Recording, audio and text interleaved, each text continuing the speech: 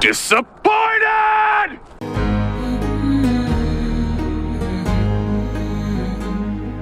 Greetings, fellow mortals. Just a reminder saying it's just my opinion is for cowards. Crimson Desert is an odd duck. When I first heard about the game, I thought it was a scam, to say the very least. Just from the look of it alone during the early previews, I assumed that it was either fake or that it was promising way too much. It reminded me of the old Watch Dogs game, the original one, the last game that I ever pre-ordered months upon months ahead of time. And I actually do like that game, but it was not what it promised to be. Ubisoft promised the moon and then delivered a satellite. I like said satellite, but it still wasn't the moon. Well, hang on, you've just... No, I like it. This is brilliant, but I like this. The same thing could be said for Cyberpunk 2077. Well, I like the final state of the game. Woo boy, was it unplayable when it first came out. It's top 5 of all time now, but I was right pissed after first booting it up. That's what I feared Crimson Desert would be, but it seems to be more like Tears of the Kingdom meets Dragon's Dogma meets Assassin's Creed, at least one of the good games. And as I'm writing the script, I have not played the damn game yet because they brought it out during the worst week possible for me, but oh my god, they managed to do it. They convinced me. Despite my best efforts, I am excited for it. Ah, here we go again. And as I write this, I have no idea what the state of the gameplay, the graphics, and the story will be. It is Schrodinger's cat of video games, in a state where it can be amazing or terrible at the same time. In fact, I'm still waiting for the reviews. Sorry, but the script is done long before Wednesday, and I need to get the recording done before the reviews come out. And I don't have time for anything other than work and chores and family stuff until after this weekend. Friday evening at the very least, maybe I can get an hour in. Let's see how it goes. Now we play the waiting game. No, the waiting game sucks. Let's play Hungry Hungry Hippos. But the entire controversy around Crimson Desert got me thinking about hype and expectations around stories and entertainment. It reminded me of The Sopranos. Now, do not get me wrong, the story surrounding Tony Soprano is amazing and groundbreaking. When the show first came out, this deep dive into a psychological analysis of a mob boss who is melting before the stress of his violent and illegal profession while dealing with family issues on top of it was groundbreaking. It's one of my top 10 shows of all time. Except there was a problem. People hyped up the show for so long in my teenage years that by the time that I did watch it, I created such high expectations that there wasn't a series or show on the planet that could match up what I've made in my head. I can explain. I did not have HBO until I was legally an adult, and I did not have a way to watch The Sopranos until I already watched Breaking Bad all the way through. And nope, I somehow didn't get access to the DVD sets until later either. I don't know how, that's just how it worked out. So I built up this mind-blowing experience with a terrible conclusion because everyone spoiled that, based entirely on what my friends and coworkers told me about The Sopranos. So when I did watch the first episode, all I could think was, Daddy, chill. What the hell is even that? 18-year-old love of storytelling did not get it at all, did not understand it, did not like it, but here's the thing, 18-year-old love of storytelling was stupid and had bad taste. If you're between the ages of 12 and 22, you cannot trust what you like, because The Sopranos kicks ass. By the time that I came back around to it later, it made complete sense to me. The mental breakdown of Tony having to deal with the stress of mob violence while facing pushback from his uncle, mother, sister, wife, children, friends, and even therapist is absolutely amazing. I was just an idiot when I was younger. As I grew older, I understood the complexities of Tony more. We're following a very human look into someone who is basically an irredeemable criminal at this point. Even if he is a charming individual that we like, he does awful, awful things. It's a deeper dive than even Breaking Bad. Instead of starting right as Tony was getting into the family business, we witness him dealing with the astronomical stress of ordering people killed while dealing with family issues, the physical and mental decline of older relatives, dealing with greedy friends, disappointment in children, cheating on your wife with your gumas. Okay, not that last one. Look, babe, if you're watching this, then I want you to know that I have my phone tracker on at all times. Wait, no, I can explain, it was a joke.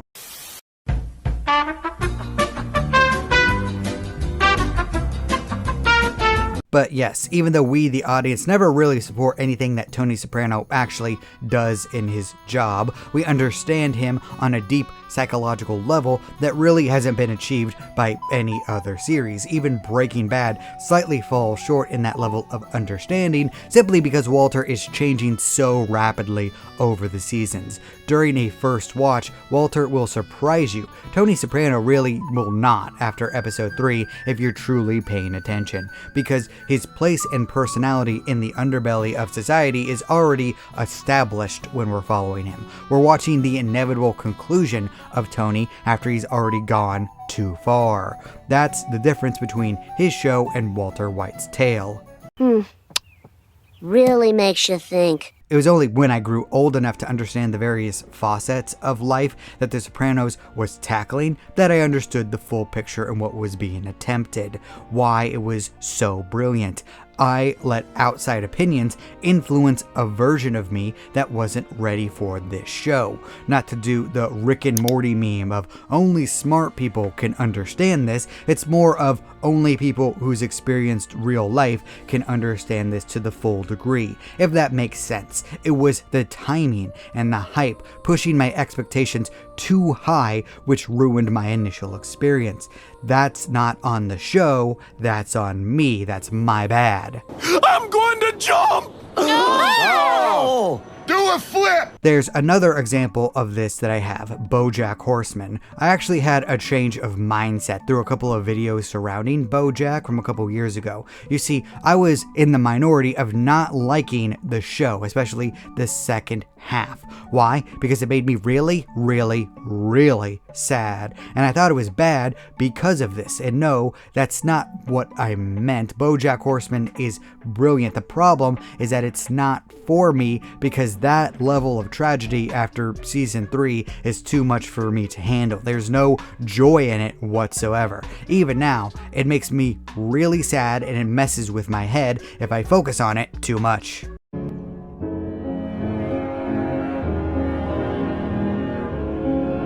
If you don't know, BoJack Horseman is the tale of BoJack Horseman. Obviously, he's a celebrity who was part of a sitcom from the 90s. He's kind of a has-been, coasting on his former glory. He's not really been in anything since his show Horsing Around and wants to get back into the spotlight. So we're watching his journey of being a terrible person into becoming an even worse human being with each and every passing season. Tell me, please, Diane, tell me that I'm good. And I'll whisper, no. In this case, I wasn't influenced by outside hype for the show. Instead, I created lore in my head. You see, the ending of season 3 was perhaps one of the most influential pieces of storytelling, media, and entertainment in my life, when BoJack let himself go and was about to, thanks YouTube, end himself. He caught a sight which made him hesitate and rethink everything. I am not kidding you when I said that ending of that season made me cry almost as hard as when people in my life died. To this day, it is the single most influential scene from anything that I've ever seen in my life, period. Perfect. Everything, down to the last minute details.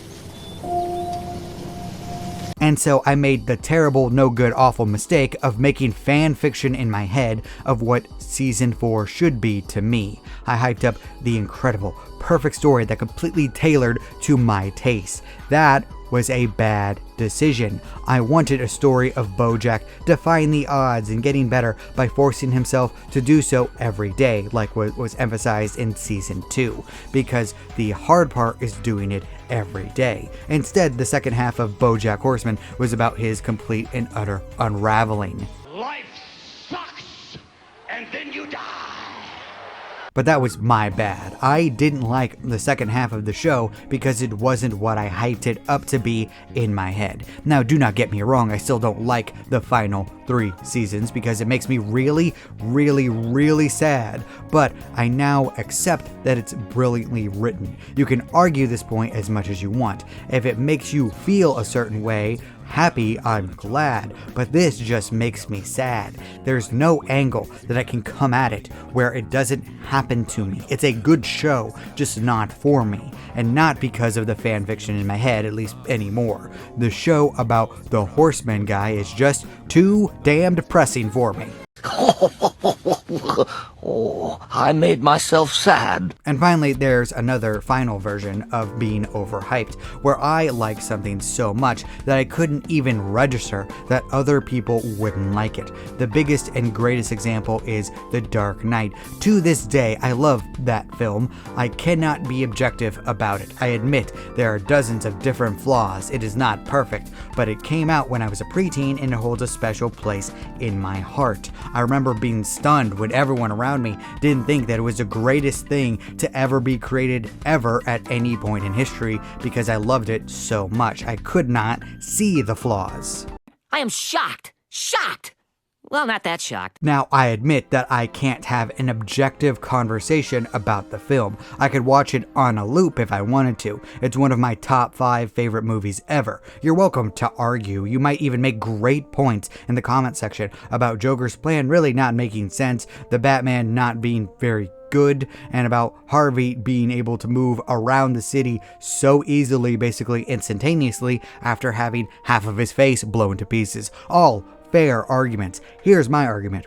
I like this. Nothing you say will change that. It will not diminish my enjoyment at all. Mom, you're always trying to give me potatoes. What is it with you? I just think they're neat. I could watch Christian Bale face against Heath Ledger Joker forever. The drama, pacing, cinematography, and everything else just causes my brain to light up with joy. So much so that I definitely overhyped the movie to many different individuals in my life. So much so that they either experienced what I went through with The Sopranos or BoJack Horseman because of me.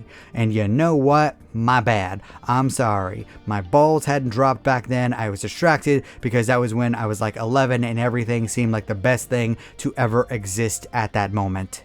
Are you crazy?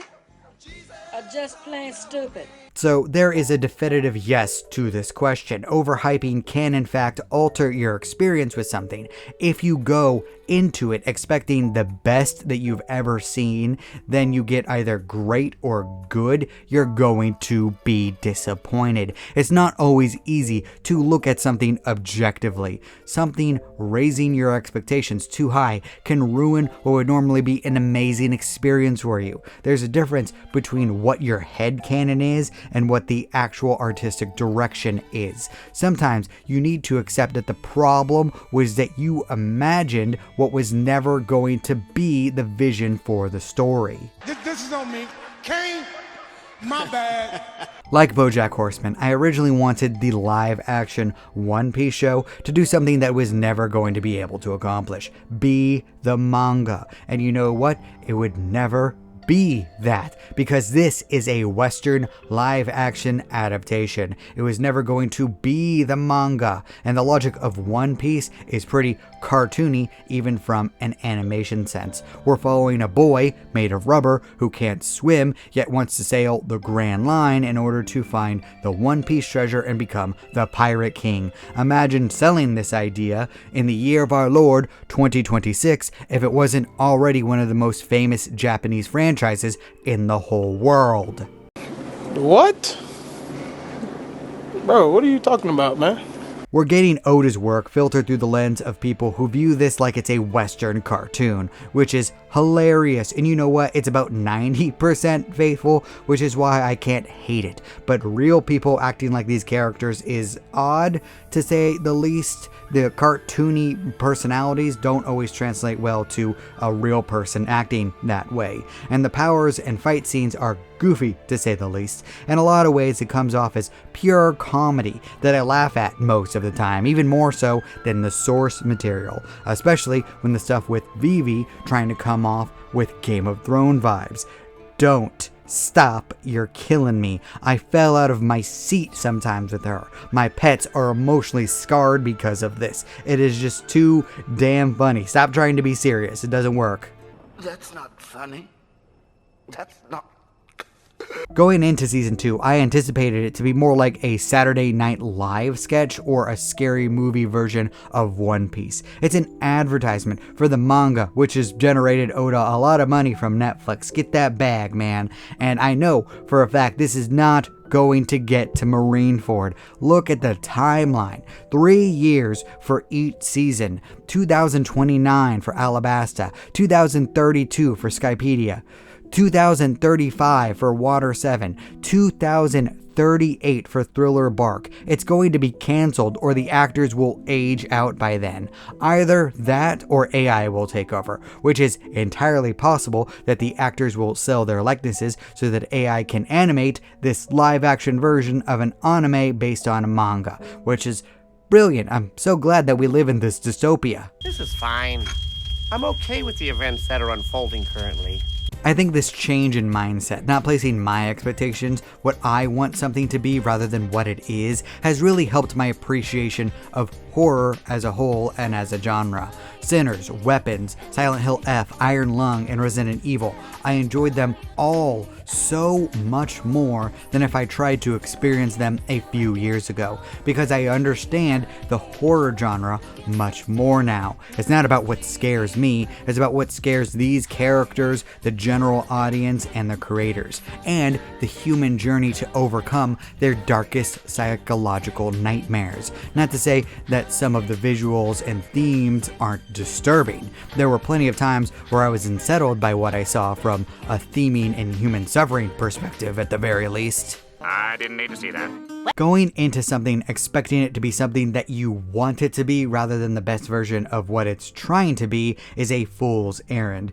You are never going to be happy that way. Complaints about Iron Lung being about a guy trapped in a submarine alone with unexplained horrors in a blood ocean sounds ridiculous to me because it was plainly advertised as such. To me, it sounds like you simply didn't like the concept from the very beginning, which is odd. Because then why are you seeing it? Why are you spending money on it? No one lied to you. It's exactly what it said it was going to be.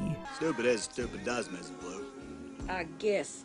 To me, criticism is really only valid if it comes from a place of wanting something to be better rather than just complaining that this thing exists and you were never going to like it to begin with. It's why I said that the live action One Piece is not sustainable in its current pace, because it's not. Even if though I like it, it's not going to be around forever. It's why I say that Iron Lung drags too much in the middle. It's why I say that Silent Hill F's combat is just plain awful at times. It's why I say that The Sopranos requires a bit more life experience to properly appreciate. And it's why I don't often talk about things that I objectively love and can't see the flaws in, despite the fact that they are in fact extremely flawed, like The Dark Knight and The Truman Show. Are they perfect? No. Does the logic not make sense a lot of the time? Definitely. Could I watch them both on a loop endlessly?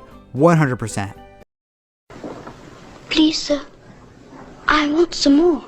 It's why when I'm suggesting something that I think is the best, I do have to be careful not to overhype it. I remember when I first introduced The Truman Show to my wife, she was disappointed because she really didn't like it nearly as much as I did. I remember struggling to explain some of the finer details of how this situation was even possible.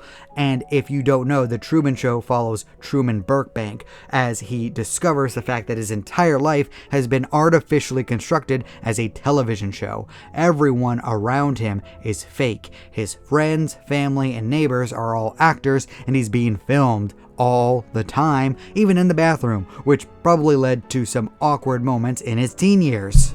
Ew! Well, time to erase that forever. It's a symbolism of breaking out of a lie and embracing cold, hard reality, even if it's messy and difficult, that I thought would resonate with my wife. But nope, she just thought it was alright. I overhyped it, which is my bad. It taught me a definitive lesson, even long past the debacle with The Dark Knight. It wasn't that I was a kid back then, it's just that I can overhype things. Just because I'm passionate about something doesn't mean that I should assume that other people will appreciate my favorite stories as much as I do. A good example would be Frieren, which is most definitely not a series for everyone. Boring. The show follows the title character Frieren decades after the final fight against the Demon King. She's recalling her time with the hero's party and learning to appreciate the beauty in the short, passionate lives of human beings. But it's also as slow as Sisyphus rolling the boulder up the hill over and over and over again. Nothing is mind-blowing. You pretty much know what's going to happen, but it's about the journey and appreciating the moments that count. I love it because based on my taste with Better Call Saul, The Good Place, and The Glory being some of my favorite shows ever, I enjoy slow burns that involve deep dives into characters, even if people would outright call each of them boring. Which raises a pertinent question. What is taking so long? So I learned to put disclaimers on all of my recommendations. You'll like Better Call Saul if you enjoy the steady drip of decomposing morality, but you'll have to get over the logic of the law, because Saul could not get away with 1/10 of what he tries to pull in the courtroom. If you don't know, most judges are giant assholes who will hold you in contempt for the smallest displays of disrespect. Don't forget that they're lawyers who politicked their way into a public position of power. Sorry to my lawyer friend who wants to be a judge, but it's still true. I'm just saying. Spirited Away is one of my favorite animated movies ever. Almost perfect, but it does not hold your hand culturally and in terms of the fine details of the plot as something that is unabashedly Japanese in its very DNA. Love is Blind is a show that I watch with my wife because it makes her happy. I suggest it to couples because people like Zach and Bliss completely shattered my expectations of what could work in a romantic relationship. But a large majority of the show is complete and utter garbage. Kingdom Come Deliverance 2 is one of my favorite games ever, but the combat is intentionally frustrating with massive hordes of enemies even after you master a sword, so on and so forth. I temper people's expectations by naming the negatives all while proclaiming that I do, in fact, I liked it. Managing expectations is the job of the audience as long as the people who are creating the entertainment properly advertise what's going to happen. If you're going into the next scary movie film wanting a tasteful artistic deconstruction of horror, you're setting yourself up for disappointment. It is going to try to offend you and everyone possible to get a laugh. It's not to be taken seriously whatsoever, and it's advertising itself as such. That's one of the reasons I've allowed Crimson Desert's hype to get the better of my usual skepticism. The people behind the game have been shockingly transparent about everything in it. You calling me a liar? I ain't calling you a truther. They've shown a ton of footage. They've explained in great detail what you can do and what you can't do. There's no choice system. The story is on rails. This is not an RPG, but you have a power fantasy open world sandbox where you build up your faction. They're promising a lot, but they're also not promising that everything will be the best version of what you've seen. It's a toy box full of a bunch of things that are fun when put together. Competent at almost everything, master of none, which I can respect. Oh my God. I get it. As I've said, I haven't touched it yet. They're literally releasing it on the worst possible week of the year for me. Everything surrounding March 20th is hell every single year. But the reviews sound good. It feels like they delivered what they said they would, which is surprising because I thought this would be like OG Watch Dogs, a game that I played multiple times and actually enjoyed a lot, but it wasn't anywhere close to being the mind-blowing experience that the trailers promised. As I said, it wasn't the moon, it was a satellite, but it still wasn't the moon. Here we go. That is definitely when it's not the audience's fault, when something is advertised and then something else is delivered. The good old bait and switch. The single best example that I can think of from recent years is Scott Pilgrim Takes Off. It was advertised as the animated adaptation of the comics that everyone had been waiting for, which is about Scott Pilgrim fighting against his new girlfriend, Ramona Flowers' various exes, which was interesting because while the movie was good, it did lose some of the flair of the original art style and had many different things cut for the sake of the runtime. Is that it? I was interested in it despite some of the clips being a bit off. Like, everyone was purposely talking really slowly in order to draw out the scenes as long as humanly possible. But it did seem like a faithful adaptation at first, but then the rug was pulled out from under the audience when Scott lost the first fight and died. Yep, he took off at the very start. Do you get it? I sure did, and I hated it. It sucked. It pissed me off, and it pissed off everyone to the point that you don't hear about the show anymore. Well, this sucks. Now, it reviewed well, and you are allowed to like it. That is fine, but it's not what was advertised, and the characters acted very much out of character in this AU compared to canon. Their worst traits became who they were. They were Flanderized. Not that anyone was really a great person to begin with, but still, Scott was literally dating a minor, to be fair. There's a reason this image is famous, but it really didn't feel like the people in Scott's life even cared about the fact that he was dead. And now the show really isn't even mentioned at all in person or online 3 years later. I literally only remembered it because I was trying to think of the worst bait and switches that I could think of, and this is at the top of that list. But why? Why would you do that? Why would you do any of that? And the funny thing is that they could have gotten away with this if they were just smart about it. Do a one-for-one adaptation and then do this spin-off when you make new fans while pleasing the old fans to begin with. You could have gotten away with this alternate universe if you advertised it as such, but why didn't they? Because they knew that no one would hype it up or watch it if they didn't lie to everyone. The same thing with Metal Gear Solid 2. And don't get me wrong, I love Metal Gear Solid 2. It's probably the narrative from the series that has aged the best. No notes? No notes. No notes! No notes. No notes! No notes. It's perfect. Luckily, I didn't play it until the twist that you're not actually playing as Snake had been known for like a decade. But the advertisements did lie because they wanted the game to sell. And you know what? The game delivered. But I still get a pit in my stomach at the thought of it. It's why Kojima really didn't try that again. It's obvious that he realized that such an action was kind of lame. And yes, he kind of tried to do it in Metal Gear Solid 5, but I don't know if that really counts anymore, considering that the end of the game was thrown into the dumpster by Konami and Kojima was fired. So there you go.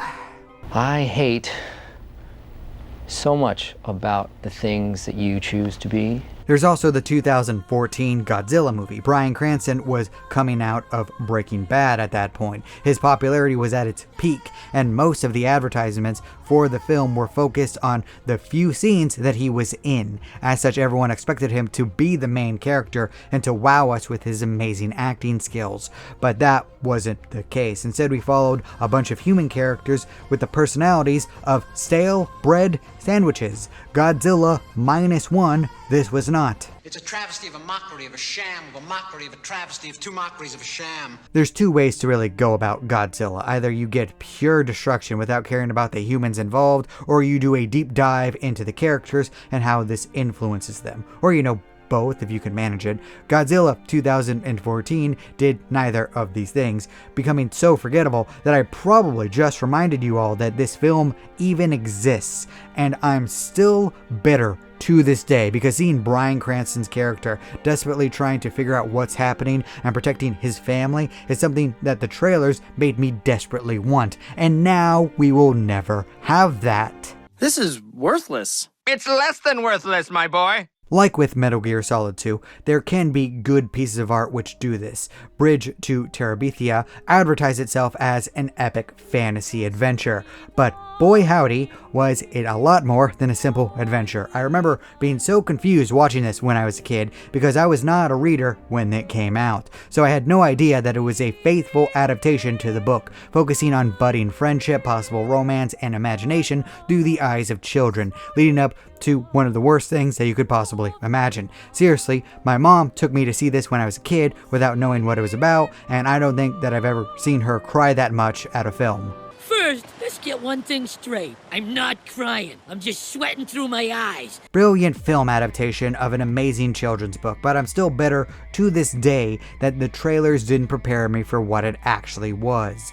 Yes, I get it. People probably wouldn't have gone to see the movie when it's a tragedy that could probably get me to tear up to this day, but the trickery left a bad taste in my mouth, especially when I do adore sad stuff, even though, BoJack Horseman is a step too far. One of the reasons I'm a fan of the original One Piece manga is because of the tragic backstories. I mean, holding your dying wife in your unfeeling wooden arms as she asks you to take care of her daughter after having all memory of you erased in the world, and you don't even have human eyes to make you cry.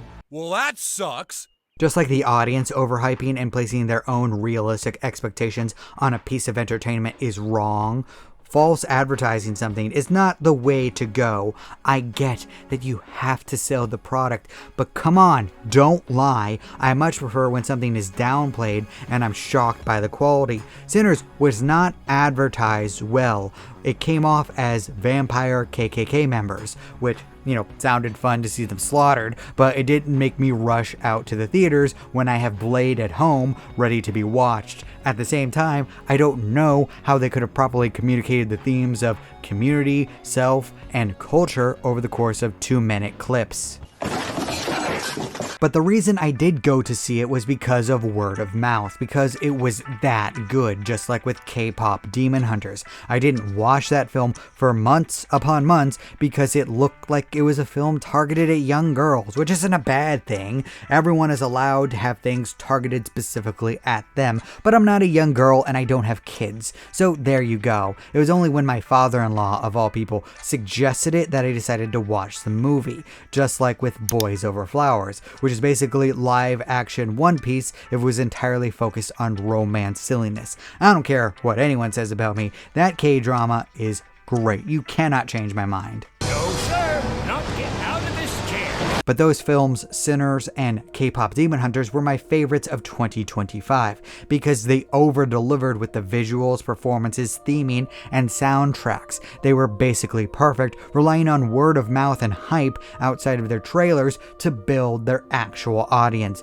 Of course, this type of strategy can only work if the story's quality is out of this world. I've heard many things about Marty Supreme, but I just haven't gotten around to seeing it. Getting me to watch sports films is really difficult. Most of the time I'm wondering why I'm just not watching the sport itself or a documentary, but that's my personal taste thing. You're allowed to like the sports films. That was weird.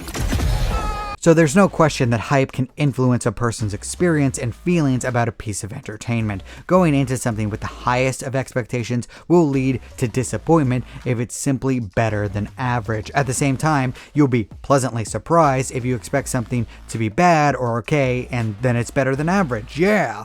While there is objective quality in terms of art, the subjectivity of a person can be influenced by simply what their mood is that specific day that they're seeing the entertainment. Very.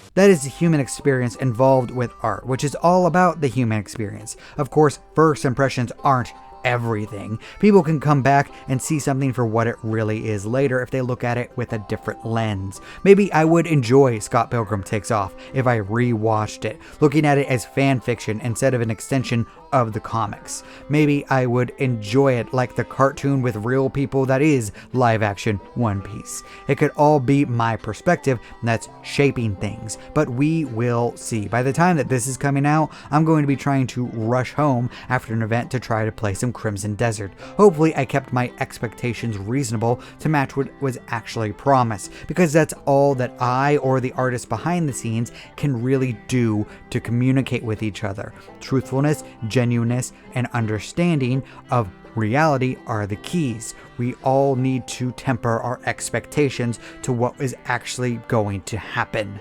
My fellow Americans, I think we all know where this is going, so let's just skip to the end.